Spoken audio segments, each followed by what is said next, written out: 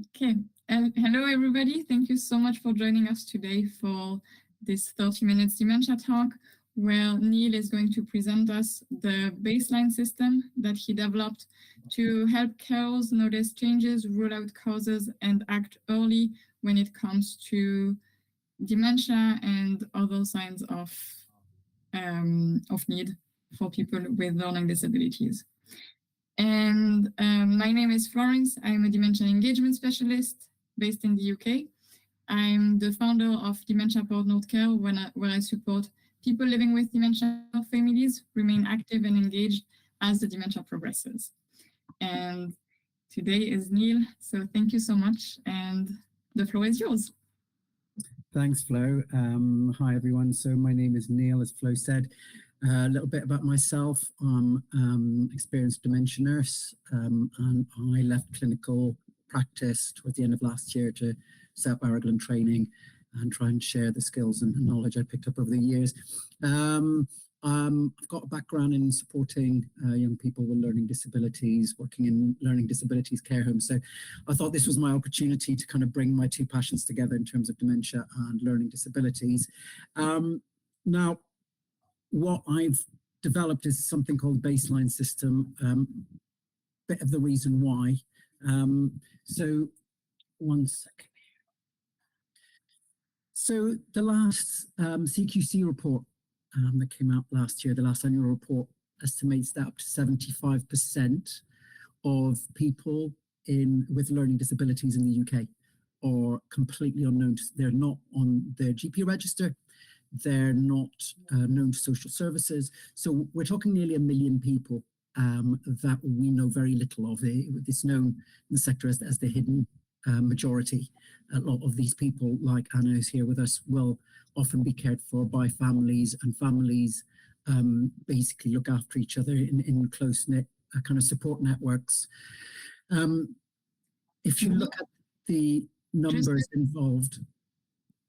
Just FYI, Niall, your camera is off. Okay, I'm not sure why that is. Let me see why. Otherwise, we can leave it off. It's fine. No, that's fine. So like I was saying, nearly 400,000 of those million people are now over 50. One of the problems with that is that we know that people with learning disabilities, especially people with Down syndrome, having turned 50, become quite a high risk of developing dementia. So out of those 400,000 people, you can imagine a lot of them are being cared for by quite elderly parents who themselves are going to have their own health needs. And you know, as that person maybe develops dementia, at what stage does it become untenable for them to stay at home? So my purpose is really to try and help educate both family carers, but also those kind of care home carers and other formal care staff to be able to support people with dementia, because I fear there's going to be a lot of people coming our way in the next few years, and I'm not entirely sure that the sector is actually ready for it. One of the main things around dementia care is really picking up the signs early, and because the earlier we can get care in, the earlier we can maybe start some of the cognitive enhancing medications, etc., the better the outcomes and perhaps the slower the deterioration can be for someone. So early recognition, earlier intervention, better outcomes. So that's why I developed the baseline system. So the other big problem around, apart from early detection, is what they call diagnostic overshadowing. So in a lot of cases, people might be thought to have dementia and actually have some other underlying illness that might be presenting. And I think it's one of the big problems in learning disabilities is that oftentimes symptoms will show up and not show up the same as they do in the general population. So I felt like the baseline system was an opportunity to A, support carers spot the early signs of dementia, and B, look around those symptoms and look at where there might be other reasons for those symptoms appearing. So what is the baseline system? There's three main elements. So the first one is the framework that you see on the left. So the framework is essentially a list, and we're going to go through that list in a moment of different presentations that people might have when they have dementia and learning disabilities, because they don't often match what we see in the general public. We then have the differential checklists, and I say checklists in plural. The one you see here is for carers on the ground, and they usually involve like 4 or 5 of the main confounding things that might be going on if someone is presenting with, one of those domains. There is actually an advanced checklist I've created, and that's designed for nurses, GPs, more kind of, it's a much more advanced and in-depth differential checklist to look further if that initial checklist doesn't, kind of find out what's going on. And of course, like any good system, there's a flow chart, and that's to help people navigate that checklist and that framework. And when it's a bit of a decision-making flow chart around when do we refer to a clinician, when might someone need referral for a dementia assessment. So that's essentially the documents that come with the framework, and that's the type of things that I train people on in my courses. The baseline framework itself is freely available on my website. So if you need any more details or you want any copies, just let me know. So let's crack on. What is baseline? So we start with B. Yes, why is it called baseline? I forgot that bit. Always have a baseline. Most important thing in LD care is having a really solid baseline. We need to know where that person is starting from if we're going to know if there's been any changes. So having a baseline and going over that baseline every 6 months, every year, just to make sure that we see any changes, because we know with high staff turnover, we know with other things that perhaps those changes might happen and not get picked up. So always having a really solid baseline. People suggest that even as early as the age of 30, so that we have that regular baseline check. So in terms of the baseline, so the B is for behavior, emotional change. In a lot of people with learning disabilities, one of the first signs of dementia, it tends to be more behavioral changes than memory changes. So in the general population, people tend to get some cognitive decline or some memory loss. A lot of times in people with learning disabilities is more about behavior. When we talk about behavior, we're not talking about over increases in lacking aggression or high levels of distressed behaviors, like when we think, someone has behaviors of concern. We're looking more about people becoming more withdrawn, more anxious, more worried, maybe more easily upset and irritable, less motivated to do things, and generally not themselves. Now, again, so for each of these, I'll give you one of the confounding factors. Bear in mind, there's going to be plenty of, there's a whole list of confounding factors that might lead to this presentation. In this case, the most obvious for me, if someone started presenting like that, would be depression. We know that in Down syndrome especially, depression or anxiety are quite prevalent, and therefore, is when was the last time that someone had an assessment by the mental health team? Has there been a recent bereavement? Have they suddenly, have they changed from a setting to another and they're missing their friends? It could be lots of other things that are more to do with with mental health than purely to do with dementia. So it's always good to look around that and eliminate depression before we start saying, oh, that behavior change is due to dementia. The A in baseline is for appetite, weight, and eating changes. 2 things can happen. Actually, people can have significant weight gain, and more often than not, weight loss. The weight gain could be the fact that they've just forgotten they've eaten. We see that a lot in people in nursing homes where they say, I haven't had my dinner, you're not giving me any food, and they've just had 3 puddings. So it could be that the person, especially if they're quite independent, how many times have they gone to the snack cupboard that day and not remembered that they've gone? So how can they be supported to remember that they've already eaten? In some types of dementia, like frontotemporal dementia, people end up craving sweet foods, funny enough. And so they might suddenly start binging on sweet foods, and weight gain might happen. More often than not, we see more of a weight loss.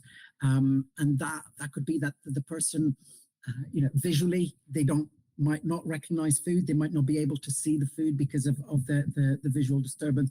It could be that they, cognitively, they've forgotten like how to use a fork and a knife, and they're confused by that, and because it's daunting for them.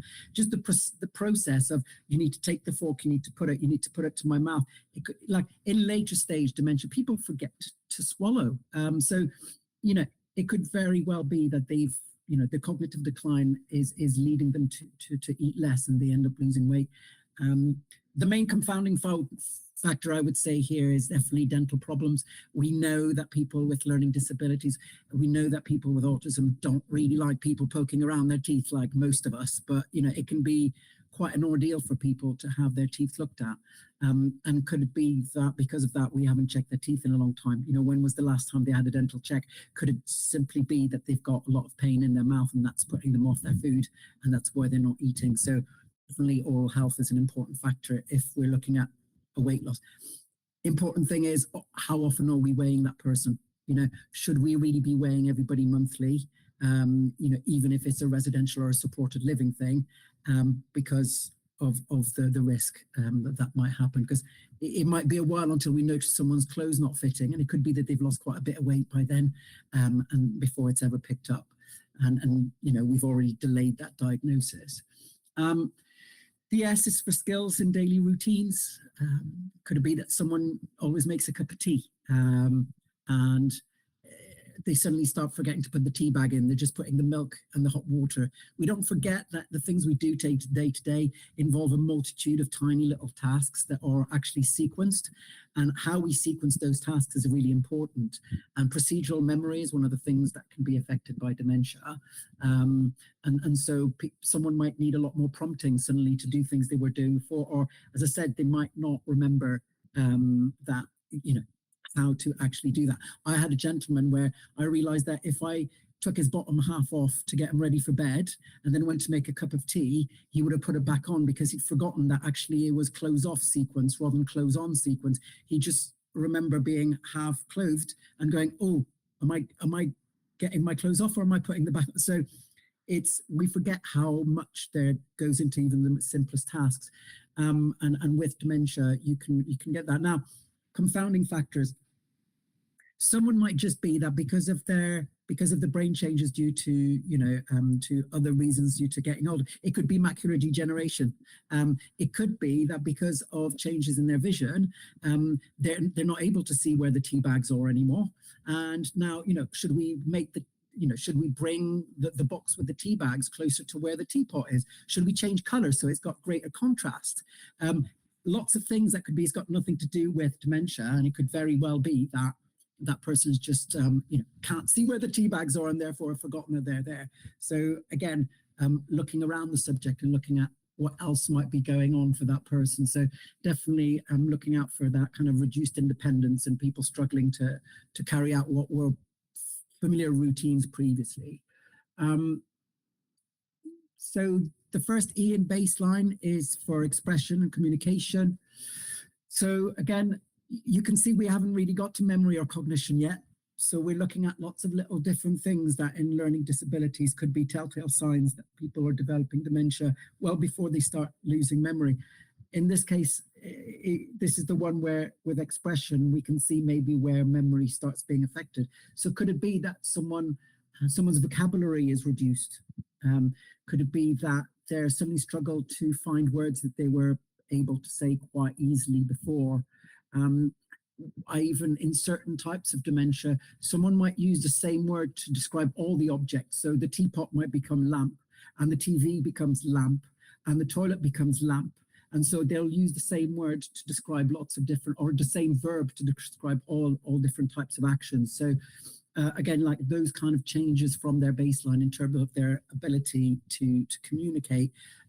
Could it be that receptive communication has been, you know, are they not able to follow simple instructions like they did before? You know, are they really struggling to take part in conversations whereby they're suddenly getting lost in a conversation when in the past they would have taken part?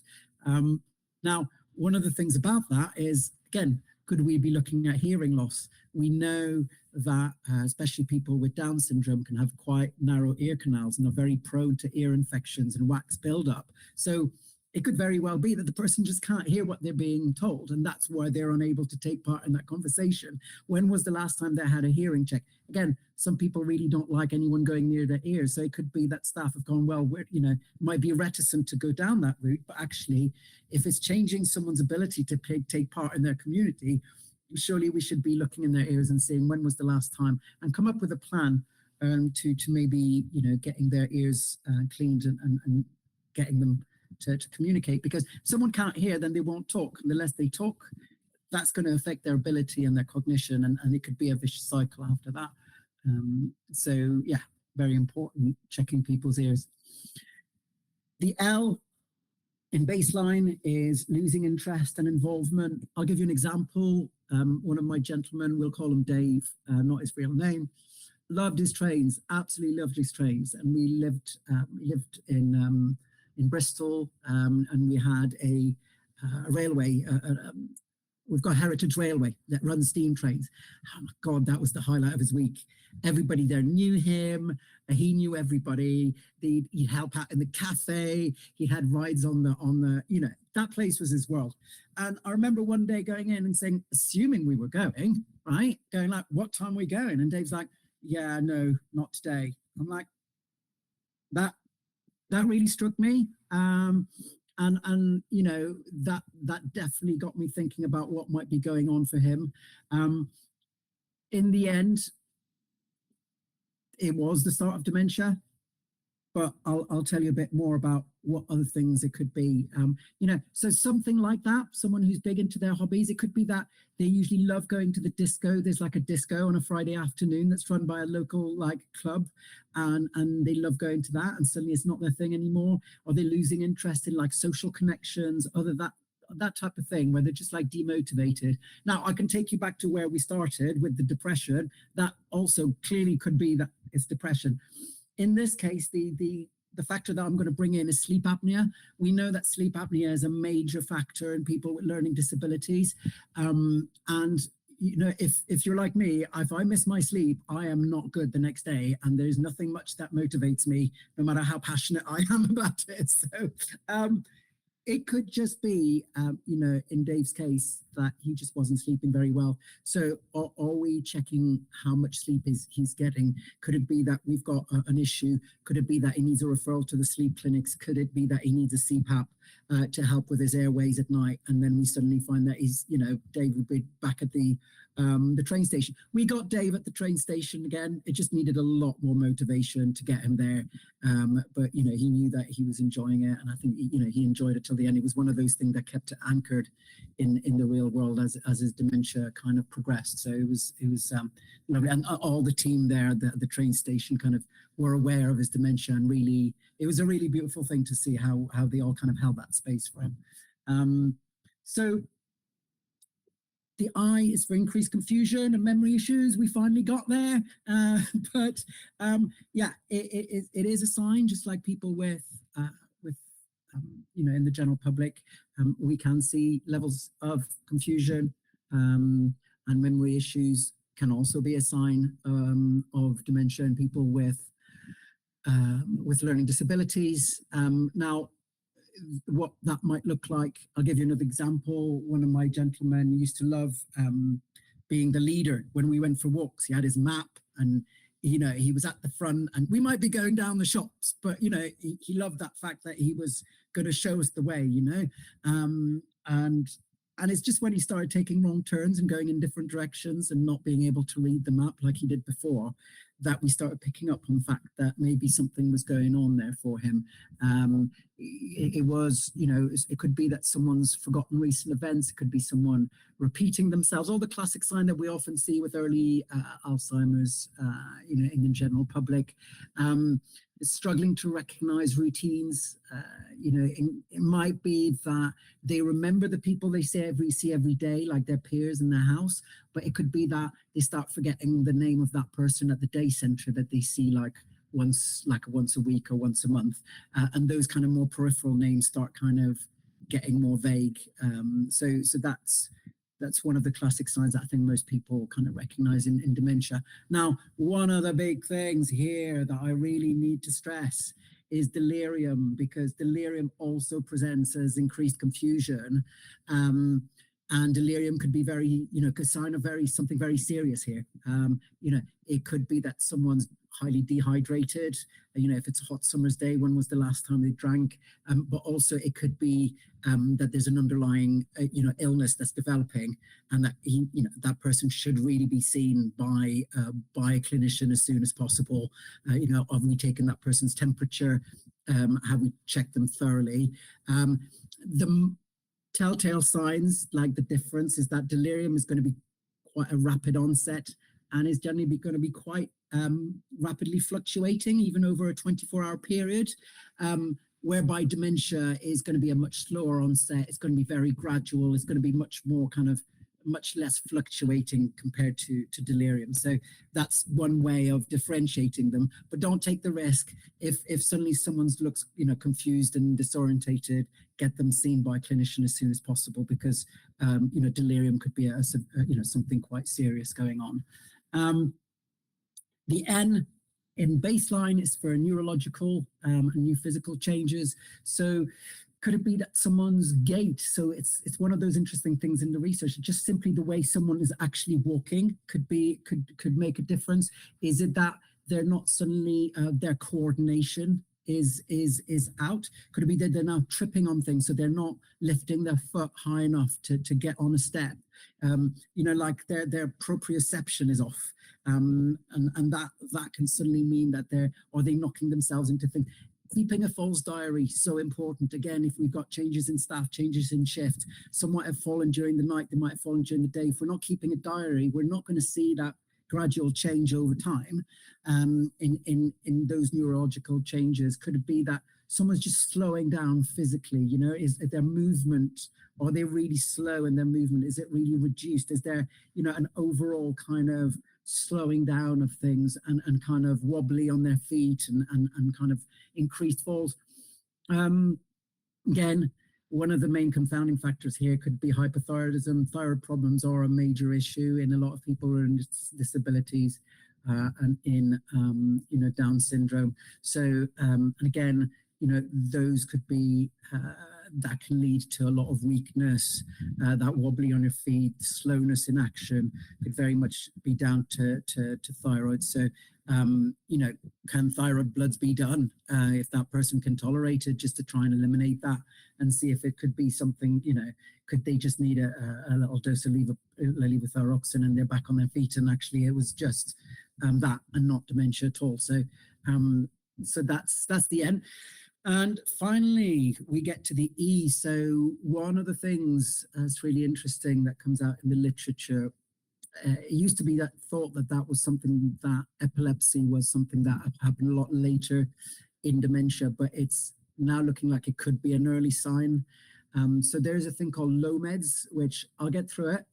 Late onset myoclonic epilepsy in Down syndrome, that's the one. And essentially, so if you've got someone who's maybe never had epilepsy and suddenly starts developing myoclonic jerks. So what we're not talking epilepsy in the term of full tonic-clonic grand mal kind of thing. We're looking at more kind of little jerks, like little electric shocks. So they might not be obvious, and that's why I've put it in there, because a carer might see someone, especially as they tend to happen more in the mornings, they might just think it's someone waking up and never really pay attention to it. And that's what the whole point of the baseline framework is, really to have those symptoms front of mind for carers so that they can pick up those little things.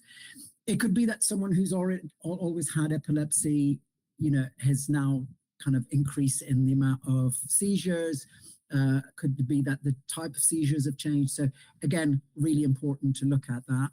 The main confounding factor with that, I would say, is probably medication changes. Could it be that someone's been on a benzodiazepine for a while and they're not being titrated down properly? We know that myoclonic jerks, like electric type shocks, or a symptom of withdrawal from benzodiazepines? Could it be that there's some interaction between their medication? We know that a lot of people with LD or their polypharmacy can be massive. So when was the last time they had a proper review of all their medications? Do they need to be on all of them? And could it be that we're looking at some interaction that could be causing some kind of jerking reaction like that? So sorry for talking so much. There was a lot to get through. I hope that you got something from that, and I'm open to any questions. So it's very interesting. Thank you so much, Neil. If you have any questions, you can feel free also to write them in the chat if you prefer, however you prefer. Yeah. Hi. It's not a question. First of all, excellent, really excellent system. The baseline, keeping it simple, but actually covering quite a really wide range of symptoms and confounding factors. So I just want to add about delirium, a very simple thing, like you said, related to dehydration, is to think about urinary tract infections. And the good thing about that is it's non-invasive to test it just by using a dipstick and getting a sample. And like you said, combined with having symptoms, the patient might not have the words to describe their symptoms. Yeah, that was really good.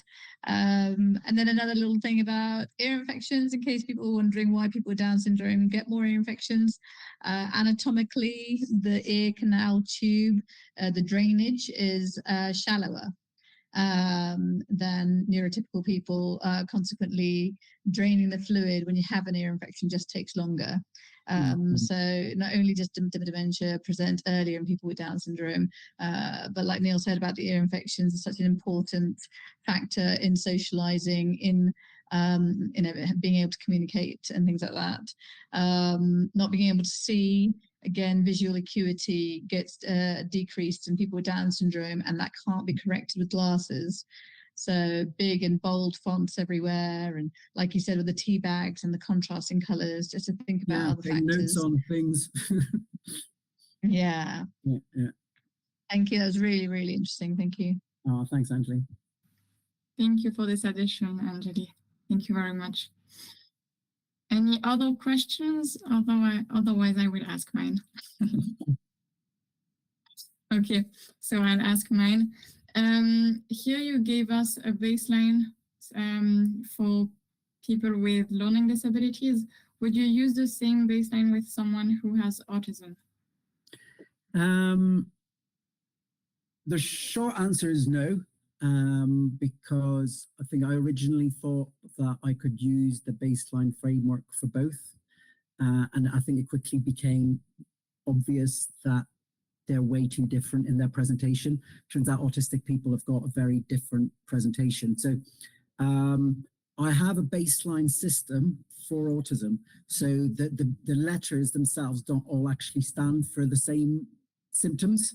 One of the things that has been found is that people with autism tend to present a lot more with symptoms that are akin to something called frontotemporal dementia, where it's more to do with people suddenly becoming quite disinhibited, losing whatever little kind of social learning that they've had. And so there's, it's a very different thing. So I do have a separate baseline system, perhaps for another talk at some stage. I've just thought about that. But yeah, there is a separate system for autism because I think they are very different things. I think there is a tendency to mash learning disabilities and autism together, and I think it's important to recognize that they are quite separate things and they do present differently. Thank you so much for that. And thank you for the presentation. It was really, really interesting. Thank you. I see I have a comment here.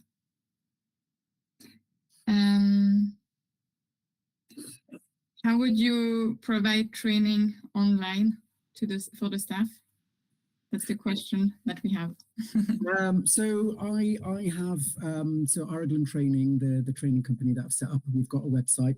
And on the website, I have all the courses are listed there. The one way I've done it to make it accessible and affordable to people is that the courses are open sessions, so anybody can sign themselves onto a course. It's you know, I keep them to like 10, 15 places just to make it interactive and to kind of keep the emotional safety, because I think a lot of proper dementia training should really be about behavior change. It's about seeing people in a different way rather than just learning information. So there's a lot of interaction, I try and encourage people to reflect on their own emotions and who they are. So so the idea is that people can buy individual places on any of my courses. There's a booking calendar on the website. They can go, oh yeah, no, that day on that morning, I could do that. And then they click on it.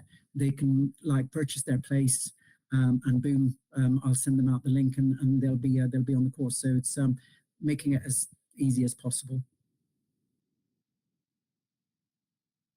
And do you provide one-to-one guidance for people who need more details and specific case studies?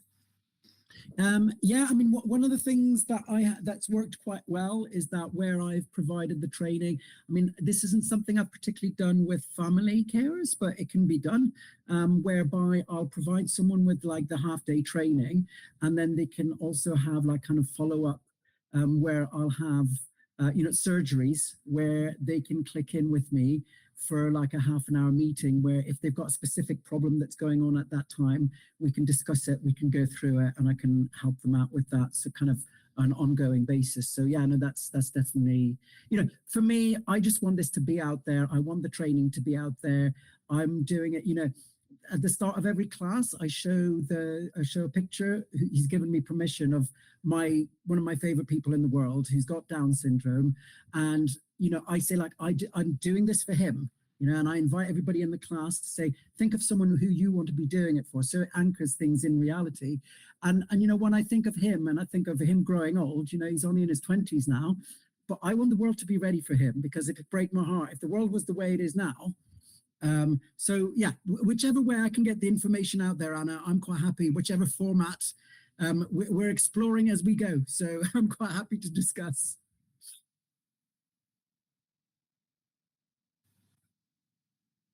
Thank you. Thank you so much. Any other questions before we finish? No?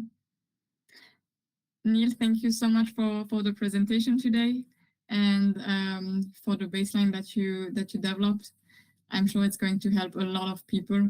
And yeah, I look forward to sharing it on YouTube so that everybody can see it.